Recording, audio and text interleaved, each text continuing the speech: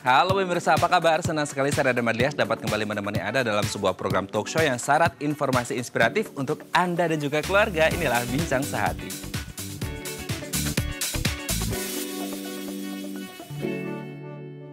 Ya pemirsa, kurang lebih selama 4 bulan terakhir kita menjalani WFH dan juga SFH. Bagi Anda pekerja mungkin sudah tidak asing lagi harus berhadapan dengan gawai setiap harinya untuk bekerja. Nah, khusus untuk anak-anak, mereka juga harus menggunakan gawai untuk belajar dengan guru dan juga teman-teman sekolahnya untuk belajar online. Tapi mungkin setelah capek dan bosan belajar, mereka juga akan menggunakan gawai mereka untuk bermain game atau mencari hiburan lainnya. Nah, ini yang harus diwaspadai, yaitu jangan sampai anak kecanduan gawai. Nah, inilah topik yang akan kita bahas hari ini, antisipasi anak teradiksi gawai. Namun sebelum kita membahas lebih dalam tentang topik kita hari ini, kita akan membahas terlebih dahulu beberapa mitos dan fakta seputar kesehatan mata. Kita lihat yang pertama, mitos faktanya. Apakah benar sering bermain gawai dapat merusak mata? Nah, ini mungkin kan anak-anak biasanya, terutama anak-anak nih, kalau mereka bermain gawai itu biasanya matanya akan dekat sekali dengan gawai mereka sehingga mungkin ada cahaya yang terlalu bright, terlalu cerah sehingga akhirnya membuat matanya menjadi mudah lelah sehingga akhirnya berpengaruh pada kesehatan mata seperti itu ya. Oke, kita lanjut ke mitos atau fakta yang kedua. Apakah benar menonton TV terlalu dekat membuat mata rusak? Nah, ini mungkin yang sering kita dengar dulu adalah ketika kita menonton TV terlalu dekat atau banyak-banyak nonton TV dan jaraknya terlalu dekat, mungkin ada radiasi dari sinar yang keluar dari televisi sehingga akhirnya membuat mata kita cepat lelah dan akhirnya membuat mata kita ada kerusakan seperti itu ya. Ini berpengaruh besar sekali pada kesehatan mata. Tapi saya tidak tahu apakah benar atau tidak. Nanti kita akan membahas di segmen selanjutnya dengan pakarnya ya. Oke, kita lanjut ke mitos fakta yang ketiga.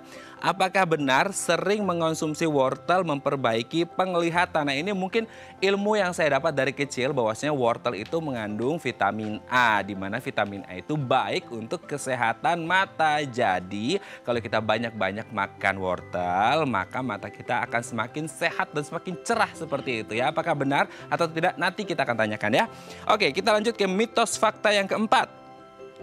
Apakah benar mengenakan kacamata justru akan membuat minus bertambah? Nah, mungkin sering kita melihat ketika dari kecil anak-anak sudah mulai pakai kacamata, minusnya dari -1 terus kemudian bertambah lagi semakin bertambahnya umur karena ternyata menggunakan kacamata bisa membuat minus bertambah. Apakah benar seperti itu atau justru bisa mengobati? Ya, nanti kita bahas ya. Oke, kita lanjut ke mitos fakta yang selanjutnya. Apakah benar hanya anak laki-laki yang dapat mengalami buta warna? Nah, ini juga sering kita dengar bahwasanya laki-laki itu lebih berpotensi mengalami buta warna jika dibandingkan dengan anak-anak perempuan. Apakah benar seperti itu? Adakah faktor genetik di sana atau faktor keturunan? Nanti kita akan tanyakan ya. Oke, kita lanjut ke mitos fakta ke-6. Apakah benar katarak hanya menyerang orang lanjut usia? Nah, ini biasanya kan kalau kita lihat ada operasi katarak di mana rata-rata para pasiennya adalah mereka yang lansia atau lanjut usia. Nah, apakah benar selalu seperti itu? Katarak hanya dialami oleh orang-orang lanjut usia atau memang ada ini anak-anak produktif yang kemudian di usia produktif ini kemudian bisa mengalami juga katarak? Nanti akan kita bahas ya. Oke, kemudian lanjut di mitos selanjutnya. Apakah benar obat tetes mata dapat mengobati semua keluhan mata merah? Nah, sering kali kita melihat bahwasanya ketika kita sakit mata seperti itu ya harus diobati dengan semuanya pakai obat tetes mata. Semuanya pakai obat tetes mata. Nanti kita akan bahas apakah benar selalu bisa diandalkan itu obat tetes mata ya. Nah, di segmen selanjutnya kita akan membahas lebih mendalam tentang apakah itu benar-benar fakta atau mitos belaka. Makanya jangan kemana-mana, tetap bersama kami di Bincang Sehati.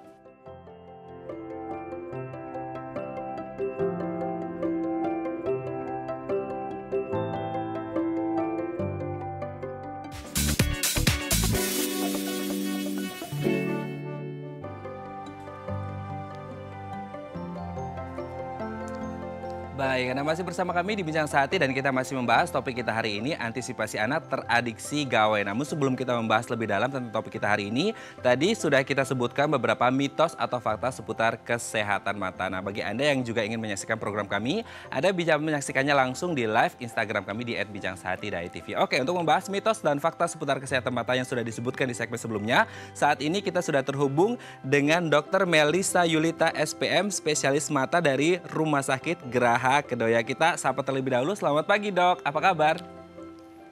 Selamat pagi, baik. Baik ya, Dok ya. Oke, Dok, hari ini kita akan membahas beberapa mitos atau fakta seputar dengan kesehatan mata. Oke, kita siap ya, Dok ya. Yang pertama adalah, apakah benar sering bermain gawai dapat merusak mata? Mungkin kalau terutama anak-anak nih, Dok, yang kemudian mereka terlalu dekat mainnya sehingga mungkin karena kecerahan cahaya dari si gawai ini sendiri akhirnya membuat mata lelah, atau seperti apa ini, Dok?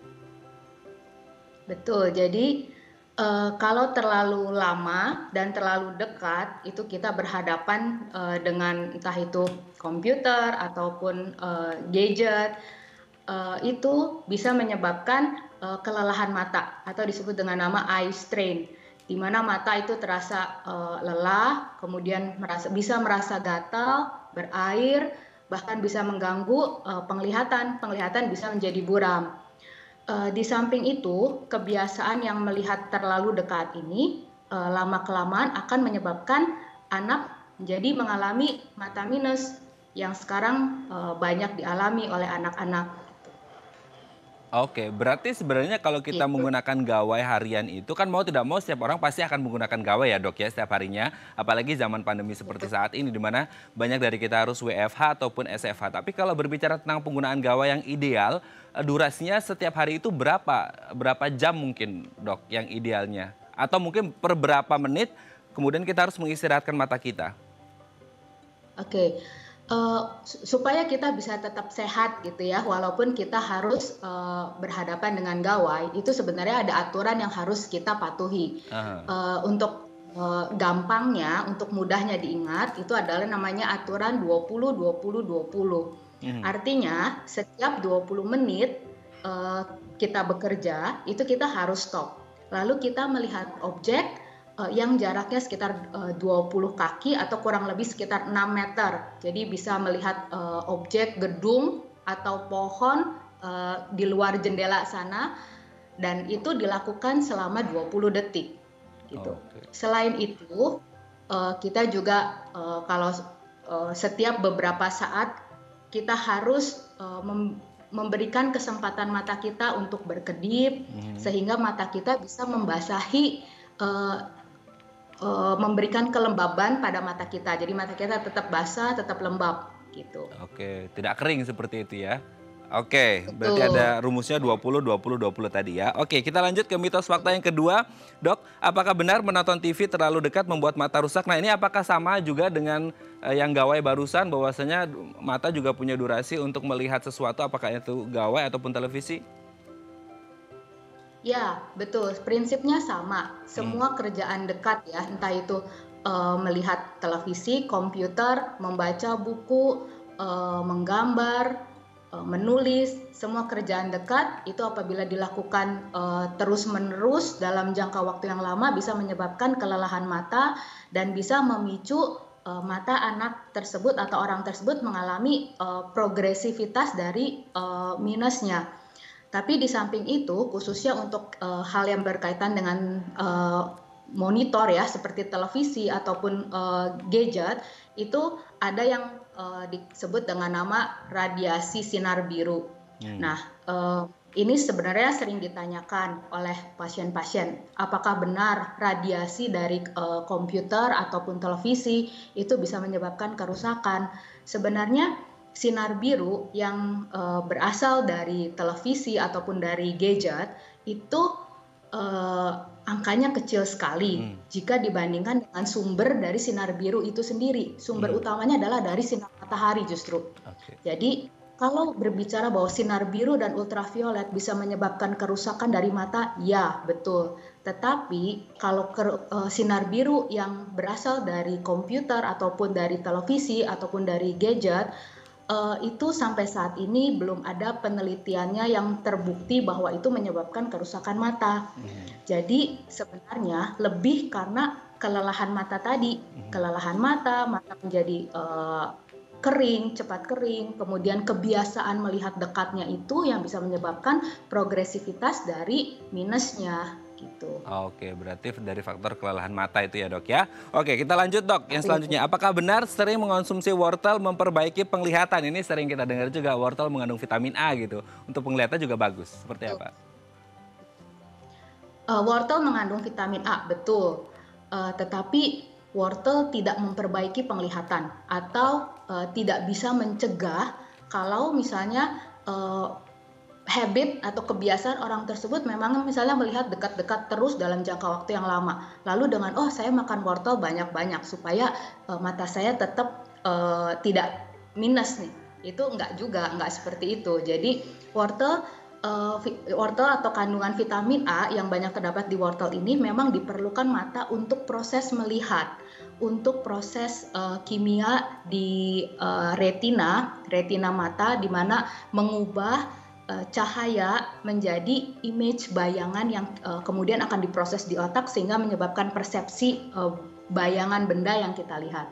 Tetapi itu tidak bisa mencegah kerusakan mata misalnya akibat proses degenerasi ataupun akibat kebiasaan-kebiasaan yang salah seperti tadi melihat yang terlalu dekat atau terlalu lama tanpa adanya istirahat begitu. Oke, berarti memang wortel, kandungan vitamin A di wortel itu memang dibutuhkan oleh mata, tapi tidak untuk menangkal beberapa faktor kesehatan tadi ya? Betul, Oke, betul. kita lanjut, Dok. Apakah benar mengenakan kacamata justru akan membuat minus bertambah? Pada prinsipnya, kacamata itu sebenarnya adalah alat bantu untuk melihat. Jadi misalnya ya, orang mata minus, dia menggunakan kacamata supaya bisa melihat jauh dengan jelas. Karena orang mata minus dia mengalami gangguan apabila melihat objek yang jaraknya jauh. Nah, tapi seringkali orang yang sudah memakai kacamata itu menjadi seperti suatu kebiasaan. Kacamata itu selalu dia pakai, selalu nempel, jarang dilepas kecuali tidur atau mandi misalnya. Bahkan pada saat dia melihat dekat pun, misalnya membaca buku atau melihat komputer, melihat handphone, itu sudah terbiasa dia melihat dekat. Bahkan mungkin jadi karena kebiasaannya dia melihat lebih dekat. Dan hal-hal seperti ini yang sebenarnya tidak tepat karena kacamata minus ini kacamata yang merupakan alat bantu dia untuk melihat jauh. Sementara kalau untuk lihat dekat, dia harusnya tidak mengalami masalah. Dia bisa lepas kacamata saja dengan melihat dekat dia masih oke. Tapi karena dia melihat dengan kacamata dan dia melihatnya dekat terus-menerus, akhirnya malah bisa menyebabkan minusnya jadi makin tambah gitu. Jadi biasanya saya selalu menasihati pasien sejauh dia melihat dekatnya itu masih bisa, ya biarkan lepas kacamata. Tapi tetap jaga jarak yang baik. Jangan gara-gara dia mau lepas kacamata terus dia ngelihatnya ngedekat, ya itu sama aja. Tapi kalau untuk lihat jauh dia pakai kacamatanya gitu. Oke, berarti itu tipsnya ya dari dokter ya. Oke, kita lanjut, Dok. Apakah benar hanya anak laki-laki yang dapat mengalami buta warna? Oke, sebenarnya enggak. Perempuan itu juga bisa mengalami buta warna, tetapi memang faktor resikonya jadi lebih besar pada laki-laki. Karena apa? Karena untuk mengalami buta warna itu adalah adanya kelainan genetik yang terkait pada kromosom X. Nah, kalau perempuan kita butuh 2X kan, berarti kalau untuk mengalami buta warna berarti kita perlu ada 2 kromosom X yang buta warna baru kita menimbulkan gejala seorang perempuan itu mengalami buta warna. Kalau hanya 1 X kromosom X yang mengalami kelainan, itu kita perempuan hanya sebagai carrier atau pembawa yang bisa menurunkan itu ke anak gitu. Sedangkan kalau anak laki-laki itu kan karena dia cuma 1 kromosom X ya. Berarti kalau kromosom X-nya itu kebetulan memang adalah kromosom X yang buta warna, berarti dia akan langsung muncul gitu. Jadi kalau laki-laki akhirnya lebih besar kemungkinannya karena cukup satu kromosom X muncul, sedangkan kalau perempuan dia hanya sebagai carrier kalau dia cuma satu. Oke, berarti itu sudah terjawab ya. Tidak hanya laki-laki, tapi juga perempuan juga bisa berpotensi seperti itu untuk mengalami buta warna. Yang penting kita juga harus jaga-jaga kesehatan. Terima kasih Dr. Melisa Yulita SPM, spesialis mata dari Rumah Sakit Geraha Kedoya sudah berbagi bersama kami hari ini di Bincang Sehati. Sehat-sehat terus dok dan selamat kembali bertugas. Ya pemirsa, itu tadi pembahasan seputar mitos fakta seputar kesehatan mata bersama dengan pakarnya langsung. Nah nanti di segmen selanjutnya kita akan membahas antisipasi anak supaya tidak teradiksi gawai. Bagi Anda yang punya pertanyaan, Anda bisa menghubungi kami di nomor 0212903264 atau DM Instagram kami di @bincangSehati.tv. Kami akan segera kembali.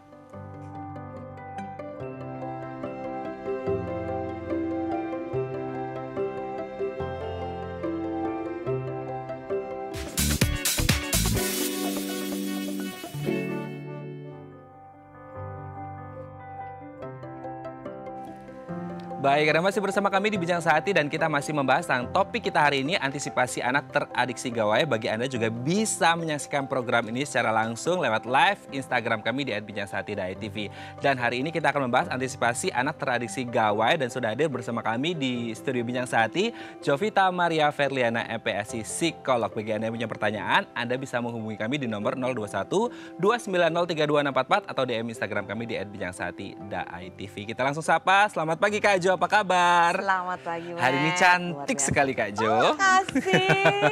Kak Jo, ini kan kita sudah mulai dari kalau nggak salah Maret ya. Maret, April, Mei, Juni, 4 bulan nih. Teman-teman yang pekerja mungkin WFH.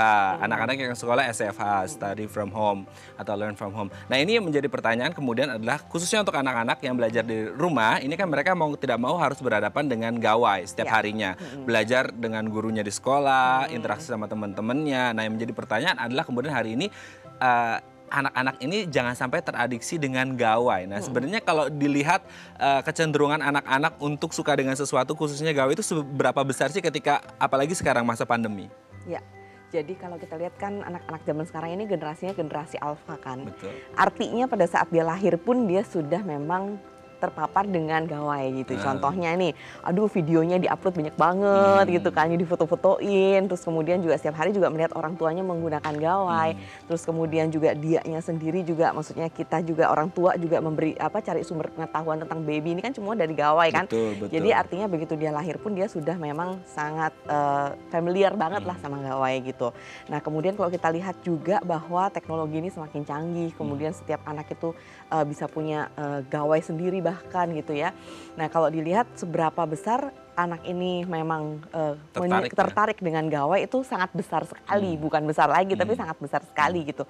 Dan kenapa anak-anak? Karena anak-anak ini kan lebih memang tertarik dengan hal-hal yang visual dan bergerak gitu. Nah, visual itu. plus kinestetik plus auditori. Oh, jadi semuanya ya? tiga sensori ini bermain secara bersamaan di mana itu semua ada di gawai gitu. Jadi dia bisa melihat, kemudian dia bisa mendengar secara langsung, kemudian juga di dalam gawai itu kan juga bergerak kan gambarnya. Dan bergeraknya itu juga kadang percepatannya juga sangat cepat kan. Nah ini yang membuat anak itu tertarik karena memang semua itu merangsang tiga sensoriknya dia. Apakah ini juga berhubungan dengan nature-nya si anak yang suka bermain dan semua tersedia di gawai? Betul banget, betul banget. Jadi nature anak yang suka bermain, di mana kalau dalam bermain kan mereka mendapatkan kesenangan tentunya. Betul. Ya, kemudian juga ada seru-serunya juga, betul. Terus kemudian belum lagi dengan gawai, dengan games-games tertentu kan memang mereka juga connecting ke teman-teman yang lain gitu kan. Terus kemudian pembahasan trending topik ini yang paling penting, terutama untuk anak-anak yang SD kelas 4 ke atas sampai SMA itu, di mana kalau misalnya dia bisa engage sama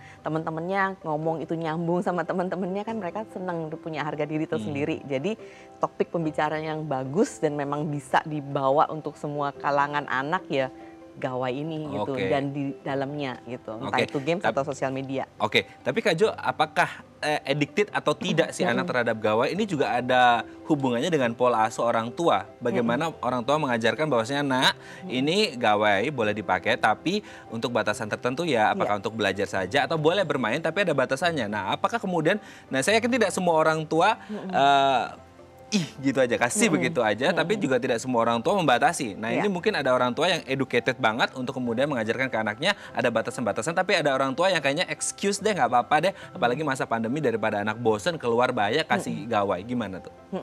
Ya, jadi memang bervariasi sekali ya jenis orang tua ataupun terkait sama pola asuhnya dan connecting sama gawai ini gitu. Jadi memang untuk anak-anak tadi kan kita sudah dengar juga dari Dokter Melisa ya, Dokter Mata, bahwa sebetulnya yang memang kita mau hindari efek dari negatif kepada anak terkait dengan gawai ini kan sebetulnya berkaitan dengan kesehatan terutama kan. Yang pertama tadi radiasi, ya radiasi memang kecil tapi tadi itu kelelahan matanya tuh yang dominan kan. Nah sehingga sebetulnya kita mengacu pada itu aja deh sebagai orang tua, karena kan nggak bisa juga di era sekarang kita bilang no sama sekali, itu nggak mungkin banget karena kan tadi era anak udah teknologi. Tapi yang penting kalau kita sayang anak pastinya kita mau jaga kesehatan mereka kan gitu. Dan dalam hal ini tadi yang rumus 20-20-20 tuh emang bagus banget sih, apalagi untuk zaman sekarang ini memang karena tidak mungkin terhindar dari gadget, jadi memang kita melakukan hal yang optimal yang kita bisa lakukan lah gitu kan. Mau tidak mau tidak bisa. Mau nggak bisa. Jadi 20-20-20 itu bagus banget, jadi ada waktu istirahat. Nah tapi kemudian juga kita harus lihat batasan usia anaknya nih. Nah kalau anak 0 sampai 2 tahun itu kalau kita dari teori psikologi dan teori kesehatan juga, kemudian juga dikeluarkan juga dari Association Pediatric Internasional pula gitu, bahwa 0 sampai 2 itu no gadget at all gitu. Maksudnya adalah kalau kita dengan alasan mau anaknya ini buat tertarik, buat main dan sebagainya, ya kita yang memainkan gitu, bukan kita paparin dia sama gadget gitu kan. Nah kemudian dari umur 2 sampai 6 tahun ini kan anak-anak berarti kan berada di periode preschool dan TK misalnya gitu kan ya. Gadgetnya itu maksimal 1 jam per hari gitu. 1 jam per hari itu maksudnya dari pagi sampai malam itu di total itu 1 jam. Sampai kurang lebih 1,5 jam lah maksimalnya gitu. Karena apa? Karena 2 sampai 6 itu anak lebih ke arah perkembangannya itu kita rangsang secara sensorik motorik gitu. Jadi sifatnya tuh yang bergerak, kemudian juga mendengar lagu, kemudian berinteraksi dengan kita gitu. Which is kalau misalnya terpapar dengan gadget, hal itu akan hilang gitu kan. Nah seperti itu. Nah kemudian di usia atasnya lagi 6 tahun sampai 11 tahun, let's say, atau 16 sampai 13 tahun di mana dia ada di usia SD. Nah itu adalah waktu memang kan mereka juga harus mengerjakan tugas sekolah, terus harus ada fungsi rekreatifnya juga dalam hal melakukan hobi, sosial media dan sebagainya. Nah itu boleh kita lakukan tadi dengan rumus 20-20 tadi, tapi tetap harus batasnya adalah 1, mereka tetap melakukan apa yang menjadi tugas dan kewajiban dia sebagai seorang anak di rumah gitu ya. Jadi itu yang nggak boleh, itu benar-benar harga mati itu. Contohnya 1 berkaitan dengan kemampuan bantu dirinya. Artinya jadwal dia mandi, jadwal dia makan, jadwal dia istirahat, jadwal dia tidur itu nggak boleh terabaikan. Itu yang pertama. Harus pokoknya disiplin juga ya. Disiplin juga, kasih syarat aja seperti anaknya seperti itu gitu. Terus kemudian yang kedua bahwa memang tadi itu ada juga waktu dia untuk berinteraksi bersama keluarga, ada juga dia untuk melakukan tugas-tugas dan kewajiban dia di rumah, misalnya dia harus bersihin kamarnya, membereskan bukunya dan sebagainya, itu juga tetap harus ada. Jadi berikan batasan ke anak, tinggal untuk pengaturan waktunya bisa didiskusikan antara orang tua sama anak ini. Nah itu pokoknya di luar bermain gawai tetap rutinitas harian, jadwal-jadwalnya juga harus tertata dengan baik ya. Dengan baik. Well organized gitu ya. Oke, Kak Jo ini sudah ada DM Instagram, kita akan coba tanyakan, kita lihat ke layar terlebih dahulu. Dari @Wulandari Putri, anak saya berusia 9 tahun suka main game online. Awalnya saya diamkan, saat ini kalau saya larang, dia marah. Apakah anak saya sudah teradiksi gadget? Nah ini agak serem ya, orang tuanya ngasih tahu jangan main gadget mulu, anaknya marah. Anaknya marah. Usia 9 tahun, gimana ini Kak Jo? Iya, kenapa dia bisa sampai marah? Nah itu yang harus kita cari nih. Apakah karena dia sudah memang melakukan kebiasaan itu sejak lama, sehingga begitu itu diputuskan dia merasa ada sesuatu yang hilang dan gak enak tentunya gitu kan ya. Nah kalau memang itu yang terjadi, nah berarti memang kita harus tega-tegaan nih sama anak, biarin aja dia marah, yang penting aturan mumpung dia masih 9 tahun nih ya kan, masih dia belum masuk ke masa remaja, jadi tetap kita sebagai orang tua punya fungsi yang dominan kan ke anak gitu. Jadi tetapkan kalau memang handphonenya diambil, wifi-nya dimatiin gitu. Jadi tetepin aja, dia marah-marah juga akan cuma sebentar kok gitu. Memang kelihatan marahnya serem ya, tapi kalau berdasarkan pengalaman sekitar 2 minggu sampai sebulan, kalau kita konsisten sama aturan kita, itu dia akan menuju ke arah perbaikan dan akhirnya dia nggak nggak akan marah lagi gitu. Jadi secara emosi bisa lebih terkontrol gitu. Itu kalau karena memang dia sudah terbiasa selama ini bermain dengan gadget dan kemudian itu kita hilangkan gitu ya. Nah terus kemudian tapi ada juga nih penyebab yang kedua nih gitu. Kita bisa lihat penyebab yang kedua ini misalnya karena apakah ada sesuatu yang hilang nggak di kehidupan dia. Misalnya apakah peran kita sebagai orang tua sudah cukup buat dia gitu. Ada kan tipe orang tua kalau kita lihat pola asuh kan ada yang neglecting ya, menelantarkan gitu. Maksudnya gini, dia punya kesibukan sendiri ya. Punya kesibukan sendiri, kemudian nggak ada engage sama anak sehingga anak ini akhirnya engage-nya sama ya yang ada di depan dia ya gadget, gawai, nggak ada lagi orang mau siapa lagi yang diinginkan, nggak ada aktivitas lain jadi akhirnya gawai. Begitu dia sudah engage sama gawai, nah berarti kan semua hal yang menjadi ketertarikan dia hanya ke gawai gitu. Jadi gawai ini sebagai sumber dia untuk tadi itu kalau misalnya berkaitan sama game, menangnya ya di gawai, harga dirinya dia dapatnya di gawai, pertemanannya dia dapatnya di gawai. Kemudian hal yang membuat dia merasa bisa adanya di gawai. Yang nemenin dia gawai, semua ada di gawai. Begitu hal ini diangkat atau diambil atau dicabut dari orang tua, dia merasa semua dunia yang dia miliki ini kayak diputus gitu. Nah inilah sebetulnya yang membuat dia tuh nggak rela gitu. Karena lah selama ini aku sudah kebanggaan aku di sini, engagement atau hati aku di sini, tiba-tiba itu kamu ambil begitu aja gitu kan, tanpa kamu gantiin sama sesuatu yang lain misalnya kayak gitu. Nah itu jadi pasti akan jadi kemarahan pada anak. Jadi kita bisa lihat dari kelas besarnya ada dua itu ya, apakah ini memang karena memang pola yang sudah berlangsung rutin lama atau karena memang ada hal lain gitu yang memang tidak terpenuhi secara kebutuhannya gitu. Dalam hal ini kebutuhan anak. Oke, tapi ada tipe orang tua yang kayaknya agak nggak tega kalau harus keras ke anak. Biasanya mereka excuse gitu. Benar, ada kan itu gimana tuh kalau ada orang tua seperti itu? Ya, itu sebetulnya ada triknya gitu ya. Kalau emang keluarga ini pasangan lengkap gitu ya, misalnya contohnya ibu dan ayahnya ada nih gitu kan, ada. Jadi kita bisa main gini, kita kadang kan punya karakter yang misalnya tadi si ibu lebih nggak tegaan nih gitu, tapi ayah lebih tegas nih ya kan. Kita bisa main kayak gitu, oke ya berarti kamu yang tackle nih soal aturan di rumah gitu ya. Jadi anak kan punya sosok kadang yang lebih disegani. Mungkin kadang ada anak-anak yang dia udah baca lah karakter mamanya, oh mama ini mah pasti nggak tegaan, kalau aku nangis atau marah dikit pasti dia juga udah nyerah gitu kan. Tapi kalau papa nggak bisa nih gitu. Kalau papa ini lebih kalau dia ngomong apa ya harus begitu gitu kan. Nah berarti gunakan kekuatan itu kalau orang tuanya lengkap nih. Tapi kalau misalnya single parents ini, let's say misalnya cuma single dad, single mom gitu kan ya. Nah berarti kan kita bisa juga pakai cara misalnya kadang kalau single mom single dad itu kan dia punya support system lain gitu. Misalnya contohnya apakah nenek yang di rumah atau misalnya saudaranya atau misalnya dia punya teman-teman yang lain. Nah itu bisa digunakan support system itu dengan cara apa? Kadang namanya single mom atau single dad dia kan memang aktivitas pekerjaannya itu memang lebih banyak menyita waktu dia karena dia harus menghidupi anaknya ini kan. Nah sehingga bisa aja kita kadang-kadang misalnya kasih dia main di rumah temennya, tapi kemudian kita titipin nih sama orang tua temennya, tolong ya dibatasin. Nah sehingga dia akan belajar dari orang lain gitu. Karena sebagai single mom atau single dad kita perlu armada lah intinya. Memanfaatkan support system di sekitar kita ini sangat luar biasa menarik. Nanti kita akan lanjut lagi Kak Jo. Nah pemirsa bagi Anda yang punya pertanyaan, Anda bisa menghubungi kami di nomor 021 290 3264 atau DM Instagram kami di @bijangsahati.tv. Kami akan segera kembali.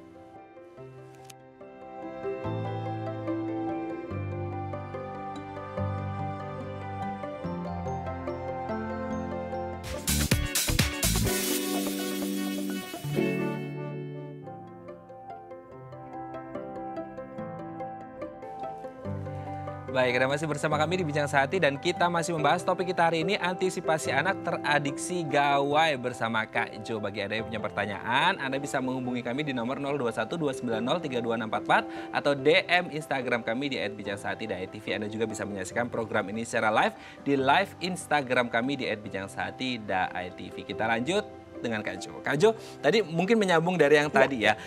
Aku agak sedikit tertarik dengan kalau apakah itu either complete parents atau single parent gitu. Ada sering istilah punish and reward gitu. Nah itu gimana? Apakah juga bisa berfungsi dengan baik itu untuk kemudian mencegah anak-anak supaya tidak terlalu teradiksi dengan gawai? Iya bagus. Jadi kalau untuk yang reward punishment ini ya, Kalau untuk sekarang emang sudah kita gunakan psikologi positif, jadi punishment itu sudah mulai dilarang, dihilangkan. Reward aja. Reward atau kalau punishment penggantinya adalah, maksudnya kita mengatakannya adalah konsekuensi dari perilaku gitu. Jadi anak diajarkan bahwa kalau kamu melakukan ini konsekuensinya apa loh, gitu. Jadi kalau dalam kaitannya sama gadget atau gawai ini kita kasih tahu bahwa kalau kamu main gadgetnya terlalu lama, memandang tadi layar biru ini dan sebagainya, maka mata kamu akan mengalami kelelahan, kemudian mata kamu akan mengalami kerusakan. Itu konsekuensinya gitu. Jadi kita beritahu seperti itu. Nah, yang berkaitan sama reward tadi itu bisa juga dilakukan untuk memang mempermudah, terutama pada usia-usia tertentu ya, di bawah kelas 3 SD. Jadi mulai umur 3 sampai kelas 3 SD itu namanya anak kalau terima reward atau hadiah atau penguatan positif itu kayaknya seneng banget gitu ya, dan itu menjadi pencapaian mereka. Nah, kita sebagai orang tua bisa menggunakan ini nih.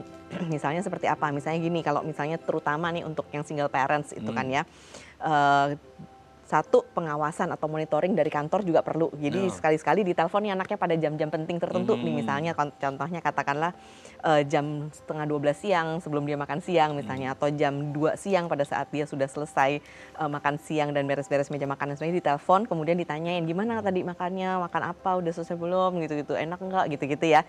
Jadi cuman communicate, terus kemudian tanyakan juga hari ini ingat loh ya, gadget hari ini main cuman maksimal sejam ya, misalnya kayak gitu, diingatkan gitu kan. Nah, terus kemudian kita bisa bilang kalau misalnya kamu kalau adik atau kakak menaati itu gitu misalnya kan ya, nanti di akhir minggu kita main ular tangga bareng deh gitu. Karena mungkin ini rahasia juga nih buat para single moms atau single dad, bahwa reward terbesar bagi seorang anak yang memang diasuh oleh single mom atau single dad ini sebetulnya dari 5 bahasa kasih adalah waktu yang berkualitas dengan quality time ya, itu ya. Quality time gitu. Jadi anak lebih senang mendapatkan quality time dibandingkan dia dapetin barang gitu ya.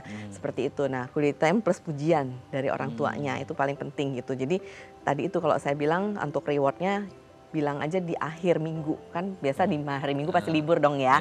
Di akhir minggu kita akan main ular tangga nih, kan dia seru. Atau kita akan main bola-voli, atau ntar kita main tebak-tebak kata, atau nanti kita main sepedaan di taman gitu. Nah, jadi anak akan menunggu momen-momen di akhir minggu tersebut. Nah, untuk menunggu itu gimana ya? Berarti kan dia harus menaati aturan yang dari Senin sampai Jumat atau sampai Sabtu ini dong gitu. Oke, berarti memang itu cara yang bisa digunakan ya, dan quality time itu sangat berarti sekali ya. Tapi kalau berbicara tentang penggunaan gawai itu sendiri, gitu kan, Kak Jo kan memiliki sebuah sekolah nih. Iya, preschool sama kindergarten. Iya, betul. Terus kemudian sekarang kan harus juga study from home ya. Iya, betul banget. Nah, ini kan berarti kan anak-anak juga mungkin akan sedikit banyak menggunakan gawai juga. Bagaimana caranya supaya anak-anak ini boleh pakai gawai tapi seperlunya sehingga tidak terlalu berlebihan? Adakah kemudian juga komunikasi kerjasama dengan orang tua? Ada banget, terutama karena kita bermain di anak usia dini tadi ya, preschool dan TK atau preschool dan kindergarten tadi. Nah, sehingga dari awal kami sudah adakan semacam parents meeting virtual yang menyatakan bahwa tadi itu kita kasih parenting juga, bahwa gadget itu pembatasannya seperti apa, terus kemudian kenapa anak-anak nggak boleh terlalu sering terpapar gadget, terus kemudian tadi engagement lebih ke arah orang tua daripada ke gadget dan sebagainya gitu. Nah, sehingga kalau untuk anak usia dini ini, untuk mereka melakukan online learning itu harus didampingi orang tua, itu sudah kayak harga mati gitu ya. Jadi jangan anaknya cuma dikasih gadget doang terus anaknya disuruh ini sendiri, enggak. Jadi orang tua tetap harus ada di sebelahnya. Jadi waktu kita absen pun setiap kali home learning itu absennya anak plus orang tua atau anak plus orang dewasa yang ada di sebelahnya. Let's say papa mamanya kerja gitu misalnya, kemudian ada pendampingnya gitu. Itu yang pertama. Terus yang kedua, karena memang kami masih mainnya di anak usia dini ya. Jadi lebih ke arah video tutorial berkaitan dengan apa yang harus mereka lakukan, misalnya percobaan sains atau kemudian misalnya menanam kacang hijau di gelas, kita kasih tahu cara-caranya, which is itu kan durasinya tuh singkat gitu, dan kemudian setelah itu kan anak melakukan, jadi ada interaksi juga dengan pendampingnya dan sebagainya gitu. Nah, kemudian berikutnya adalah kalau berupa paperwork atau yang berkaitan dengan kertas and pensil gitu ya, itu kita print atau kita send ke email orang tuanya. Kalau orang tuanya punya printer biasa kita send, terus kemudian dia ngeprint dan itu yang diberikan pada anaknya di luar home learning secara virtual itu gitu. Tapi kalau orang tuanya nggak punya printer, kita send materinya ke rumah gitu, tapi by paper print gitu. Oke. Tapi kalau berkaitan dengan anak menggunakan gawai, itu kan apalagi masa pandemi agak sering, ya bukan sering ya, mereka tidak akan keluar rumah dulu kan, pasti itu instruksi dari entah dari pemerintah maupun dari orang tua. Benar. Apakah tapi nanti ke depan ada pengaruh juga ke kehidupan sosial si anak nggak sih? Akhirnya mereka karena mungkin tidak bisa bersosialisasi, jadi agak sedikit individualis dan akhirnya menumpahkan semuanya ke gawai. Nah, itu ada hubungan tidak antara interaksi sosial dengan si gawai ini sendiri? Nah ini bagus banget nih, menarik banget nih pertanyaannya. Memang tidak bisa interaksi sosial lewat gawai atau virtual tuh nggak pernah bisa menggantikan yang namanya pertemuan secara tatap muka. Itu nggak baik, secara fisik itu nggak bisa tergantikan. Gimana pun caranya, secara fisik kalau kita ketemu ada unsur emosional bermain di dalamnya. Ada unsur kita bisa melihat ekspresi orang secara langsung gitu. Ada juga unsur kita bisa berempati secara langsung gitu dengan orangnya. Nah tapi kalau karena memang pandemi kan ya apa boleh buat lah ya, daripada nggak sama sekali. Jadi kita benar-benar meminimalisir hal yang berkaitan dengan keterampilan sosialisasi anak. Caranya gimana ya, kita ada kita bisa sebagai orang tua lakukan yang namanya Zoom meeting sama teman-temannya, atau kemudian video call sama teman-temannya gitu. Setidaknya mereka ada waktu untuk berinteraksi sama temannya memang melalui media virtual ini gitu. Interaksinya seperti apa sih? Kalau anak-anak lucu-lucu gitu, mereka ada aja bahannya gitu ya. Kalau kita orang tua kan kalau nggak ada kepentingan ngerasanya freak gitu kalau misalnya gitu. Tapi kalau anak ada aja loh, ntar dia bisa bilang, ini mainan aku, kamu punya nggak kayak gini gitu-gitu kan. Ya aku tuh kemarin main sama mama aku diginiin loh gitu. Ntar kalau misalnya kalau nggak kucingnya lewat, ini kucing aku, mereka bisa kenal kayak gitu. Jadi maksudnya bahannya tuh banyak banget kalau anak. Yang penting kita sebagai orang tua fasilitasi plus dampingin gitu. Oke, itulah nature-nya juga anak-anak yang bisa mengembangkan semua topik jadi bahan pembicaraan. Betul banget. Kalau kita agak freak tadi ya. Iya. Oke, Kak Jo, ini sudah ada penelpon, kita coba sapa terlebih dahulu. Halo, dengan siapa di mana? Halo, selamat pagi Kak Raden, Kak Jo. Iya, selamat pagi. Dengan siapa di mana ini? Dengan Shannon di Jakarta. Dengan Shannon di Jakarta, silakan Shannon. Oke, jadi aku punya pertanyaan. Saya punya sepupu berusia 5 tahun. Nah, dia dari umur 1 tahun sama maminya itu udah diperkenalkan gadget. Alasannya biar anaknya diam dan gak rewel. Tapi sampai sekarang kebiasaan itu terus berlanjut. Nah, saat ini kondisi sepupu saya itu jadi tidak aktif seperti anak seusianya yang lain. Jadi lebih pendiam dan sedikit mengalami keterlambatan bicara. Nah, Kak Jo, apakah hal tersebut itu berpengaruh karena dia sering melihat gadget?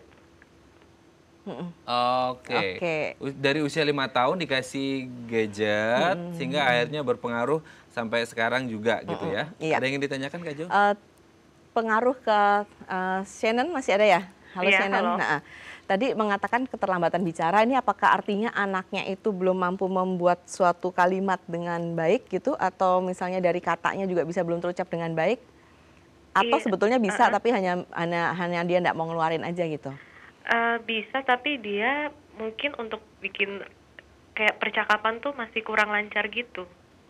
Oke, tapi untuk perkataannya dan memahaminya dia paham ya? Iya, paham. Oke, sudah Kak Jo? Sudah. Oke, terima kasih Shannon. Nanti akan kita coba jawab. Mungkin kalau kita berkaitan dengan bahasa, kan bahasa itu dimulai dari mendengar. Betul. Kemudian berbicara. Betul. Nah, mungkin apakah karena terlalu kecanduan dengan teradiksi dengan gawai, sehingga akhirnya tidak memperhatikan lingkungan sekitar, akhirnya listeningnya kurang, speakingnya juga jadi berkurang, atau gimana nih Kak Jo? Betul banget. Jadi kalau yang namanya kita untuk berkomunikasi, dan ini memang kayak untuk bisa mereka berbicara kan, dia perlu ada proses yang seperti Meta tadi katakan, dia harus melihat orangnya secara langsung, mendengar, memproses itu di otaknya, kemudian mengekspresikannya keluar gitu. Itu sebenarnya tahapan yang terjadi untuk kita bisa mengeluarkan suatu bahasa atau perkataan atau bicara gitu ya. Nah, kalau misalnya itu dilakukan, tadi Shannon bilang bahwa selalu terpapar gadget setiap hari di rumah gitu ya, dan berarti kan dia hanya satu arah kan, lebih ke arah pasif aja gitu. Dia hanya mendengar bunyi-bunyian yang ada di gadget, melihat yang ada di gadget, tapi kan dia tidak ada kesempatan untuk mengekspresikan atau mengeluarkan apa yang dia inginkan atau apa yang dia ingin sampaikan keluar. Kan nggak mungkin ngomong sama gadget ya kan, apalagi anak-anak usia segitu. Semakin serem orang tuanya. Semakin serem orang tuanya nanti gitu ya. Nah, jadi akhirnya ini tadi dia tidak ada kesempatan untuk mengelola itu. Jadi nggak ada kesempatan untuk belajar mengucapkan seperti itu. Jadi akhirnya memang kemampuan tadi dikatakan bicara atau kemudian keterampilan komunikasinya jadi menjadi terhambat dibandingkan anak-anak yang lainnya. Tapi good newsnya adalah, makanya kenapa tadi saya tanyakan apakah dia itu paham apa enggak sama instruksi, ternyata kan paham.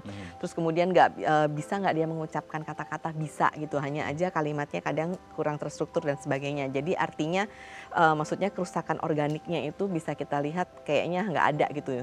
Jadi memang benar-benar memang tadi itu terpapar karena gadgetnya gitu. Jadi memang dibutuhkan atau orang tua bisa mengembalikan fungsinya sebagai orang tua dalam hal tadi itu ngajak ngobrol anaknya, kemudian sering bermain permainan yang interaktif sifatnya, kemudian sering juga orang-orang atau pendamping yang ada di sekitarnya tuh berbicara sama dia gitu. Kalau itu dilakukan, kemudian sudah misalnya konsisten melakukannya seperti itu setiap hari, anaknya dirangsang dalam hal seperti itu, pasti anaknya jadi lancar ya bicaranya. Karena kerusakan organiknya kan nggak ada, dia paham instruksi dan dia bisa mengucapkan kata-kata dengan baik sebetulnya. Oke, gitu. tapi kalau sudah di usia 5 tahun lebih ya, karena dari usia 5 tahun dikasih gawai dan agak susah berkomunikasi, itu sudah lampu merah sebenarnya Kak Jo ya? Betul, betul banget. Karena kan usia 5 tahun tadi saya bilang harusnya kan fungsi sensorik motoriknya memang berkembang dengan baik. Karena fungsi sensorik motorik arahnya kan tadi ke perkembangannya ke bicara, konsentrasi, itu semuanya tuh arahnya dari sana tangganya gitu. Jadi kita kalau tidak optimalkan di sensorik motorik ini, kemudian pasti akan terganggu di bicara dan konsentrasi dan bahasanya gitu. Memang berarti peran orang tua Betul. harus care dan aware banget dengan tumbuh kembang si anak ya? Betul banget. Bukan artinya nggak boleh sama sekali, tapi mesti dibatasi dan kemudian yang penting adalah tetap ada interaksi langsung dan engagement antara orang tua dan anak ini. Itu yang terpenting ya. Oke, nanti kita lanjut lagi Kak Jo. Bagi Anda pemirsa yang memiliki pertanyaan, Anda bisa menghubungi kami di nomor 0212903264 atau DM Instagram kami di @bincangsahatidayatv. Kami segera kembali.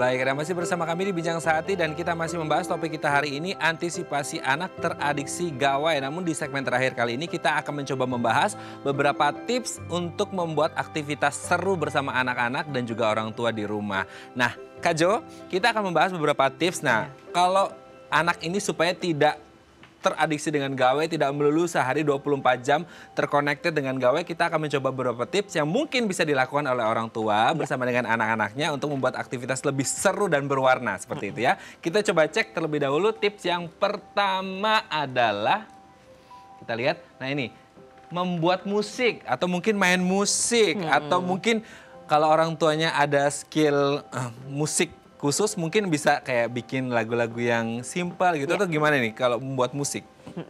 Keren banget sih, dan itu membuat musik bisa menjadi sarana atau aktivitas yang menyenangkan buat anak gitu. Dan selain menyenangkan tentunya juga ini ya, fungsi kecerdasan dalam hal kognitifnya juga meningkat gitu. Satu, mereka bisa mendapat itu tadi ya, dari musik kan akan ada keluar bahasa juga. Terus kemudian juga akan melatih anak untuk auditorinya semakin diperkuat kan, mendengar sesuatu, kemudian ketepatan dia dalam menentukan nada dan sebagainya itu juga akan berkembang. Dan kalau membuat musik itu nggak semata-mata tadi kita main alat musik, tapi kalau untuk usia dini bisa aja dengan misalnya kita membuat kayak dari kaleng, dari apa namanya barang-barang bekas itu kan bisa juga dimainkan. Jadi anak-anak akan merasa seru sih gitu. Apalagi kalau orang tuanya punya salah satu talentnya memang adalah memang membuat musik, bisa juga membuat lagu, terus kemudian anaknya dilibatkan dan sebagainya. Ini juga bisa melatih kreativitas nggak sih kemudian ketika anak-anak juga entah itu membuat lagu atau bermain musik gitu kan, mau nggak mau kan mereka harus belajar juga alat musik. Nah akhirnya mereka juga terlatih kreativitasnya, otaknya juga semakin diasah gitu sama orang tuanya. Benar. Dan begitu anak itu tadi dengan musik, kemudian tadi memang diperkenalkan bahkan semua hal yang berbunyi kan biasa musik kan ya, di angin, udara pun kalau misalnya lambaian daun itu sebenarnya juga musik kan di alam gitu ya. Jadi anak yang terbiasa memang tadi membuat musik bersama orang tua, dia itu akan melihat benda yang ada di sekitarnya itu semua bisa dijadikan sesuatu yang lebih berguna. Dalam hal ini misalnya bisa menjadi sumber musik gitu. Nah sehingga tadi itu otomatis dengan seperti itu merangsang kreativitas dia karena memang mengolah hal-hal yang ada di sekitarnya untuk dan dikreasikan menjadi suatu barang atau suatu bentuk lain yang memang berbeda dan berguna gitu. Oke, siapa tahu nanti ke depan jadi musisi terkenal ya. Amin ya kayak gitu ya. Oke, kita lanjut ke tips yang kedua. Tebak gambar. Nah, ini aktivitas seru juga nih antara orang tua sama anak-anak. Tebak gambar ini juga bisa melatih kreativitas juga ya. Atau gimana nih Kak Jo? Betul. melatih kreativitas, kemudian juga konsentrasi anak, kemudian pemahaman anak, terus kemudian juga ini kemampuan bicaranya juga kan terlatih atau bisa berkembang dari tebak gambar tersebut. Karena dia harus ngomong yang ini, yang itu, bukan yang ini, bukan yang itu gitu ya. Betul, dan plus ada interaksi juga kan dengan tebak gambar, berarti kan ada yang ditebak dan ada orang yang menebakin kan gitu kan. Nah itu bisa menjadikan tadi itu fungsi-fungsi sosialnya, komunikasinya, kemudian juga daya ingatnya, konsentrasinya itu bisa berkembang dari situ. Dan plus juga ini aktivitas yang menyenangkan bagi anak karena ada respon timbal balik kan tentunya. Oke, mungkin juga ada problem solving di situ ya, sehingga anak juga dari kecil sudah mulai belajar tentang hal tersebut. Benar, pemecahan masalah ya. Pemecahan masalah. Benar banget. Oke, kita lanjut ke tips selanjutnya. Menulis cerita. Nah, ini juga nih yang mungkin bisa mengasah kreativitas juga ketika mereka harus menulis cerita sesuatu yang mungkin simple, tapi mungkin itu bisa berdampak besar pada kehidupan mereka nanti ke depan. Dan nanti mungkin hasil cerita yang mereka tulis bisa dijadikan dongeng juga sebelum tidur. Oh iya, bisa banget nih, benar. Jadi dengan menulis cerita tadi daya imajinasi anak semakin berkembang, kemudian kemampuan dia untuk karena dia menulis berarti kan ada gerakan motorik, terus kemudian juga mengolah sesuatu yang berkaitan dengan fakta yang dia lihat kemudian dituangkan, itu kan berarti kan proses ada analogical thinkingnya juga jalan di situ kan. Nah kemudian dengan anak yang biasa memang suka menulis cerita, biasanya kan dia memang bisa mengekspresikan ide-idenya. Walaupun memang ada anak yang memang suka mengekspresikan secara langsung atau lisan, ada juga yang melalui tulisan. Tapi apapun itu anak jadi terbiasa untuk mengungkapkan apa isi hatinya, apa perasaannya, dan ini adalah hal yang penting begitu anak bisa mengkomunikasikan apa yang dia pikirkan, apa yang dia rasa gitu. Tapi biasanya ketika si anak mau nulis cerita nih Kak Jo, biasanya kan harus komunikasi, koordinasi sama orang tua. Biasanya tema-tema apa sih yang menarik buat anak, mungkin ini bisa masukkan juga untuk orang tua gitu. Benar. Kalau anak usia dini biasa hewan. Hewan-hewan. Atau hal-hal yang ada di sekitar dia, mainan dia, toynya dia. Jadi kan mereka kan fungsi imajinatifnya berkembang banget. Jadi kayak semua hal yang ada di dekat dia itu bisa bicara gitu kan. Bantalnya bisa ngomong. Terus makanya kayak film Toy Story. Nah itu kan benar-benar menggambarkan memang dunia anak usia dini. Jadi semua yang ada di sekitarnya itu bisa berbicara dan bisa berkomunikasi gitu. Jadi seperti itu, hewan atau mainan-mainan yang ada di sekitarnya. Oke. Terakhir Kak Jo, tipsnya adalah jelajah alam. Nah ini bisa juga jadi bonding time antara orang tua dengan anak, dengan mereka ya entah kemana di sekitar rumah mereka untuk ini apa ya Pak, ini apa ya Ma, itu untuk melihat tumbuh-tumbuhan kecil atau mungkin ada hewan-hewan, ada katak atau segala macamnya, itu gimana? Ini mah asik banget sih nih, sumpah banget. Ini kita ngebayanginnya udah seru banget. Kita aja udah seneng banget ya. Jadi dengan jelajah alam pasti ketahanan fisik anak itu jauh lebih kuat dibandingkan anak yang tidak pernah jelajah alam atau nggak pernah melakukan physically seperti ini gitu ya. Nah dengan dia jelajah alam, dia kan menghirup udara segar juga. Kemudian dia bisa melihat pemandangan yang ada di sekitarnya yang hijau-hijau itu gitu kan. Terus kemudian juga dia juga kemampuan dia dalam hal tadi berlari, berjalan, melompat dan sebagainya itu juga semakin bagus. Terus kemudian juga namanya jelajah alam kan pasti dilakukannya bersama dengan orang tua. Jadi bonding atau interaksi antar anak sama orang tua juga semakin meningkat. Jadi ini pasti asik banget dan kemudian lebih banyak menggunakan aktivitas fisik sehingga anak juga sehat kan. Nah jadi, itu sehat fisik, sehat batin juga karena bisa bonding time sama keluarga. Terima kasih Kak Jo sudah hadir di Bincang Sehati kali ini. Ini semoga menginspirasi semua orang tua untuk lebih bisa mengedukasi anaknya supaya tidak teradiksi gawai. Sekali lagi terima kasih Kak Jo. Terima kasih Nah bagi pemirsa yang memiliki kritik dan saran, Anda bisa menghubungi kami di nomor 0889 8100 5000 dan juga bisa follow media sosial kami di @bincangsehati.tv. Saya Raden Malias pamit, sampai jumpa dan selamat beraktivitas.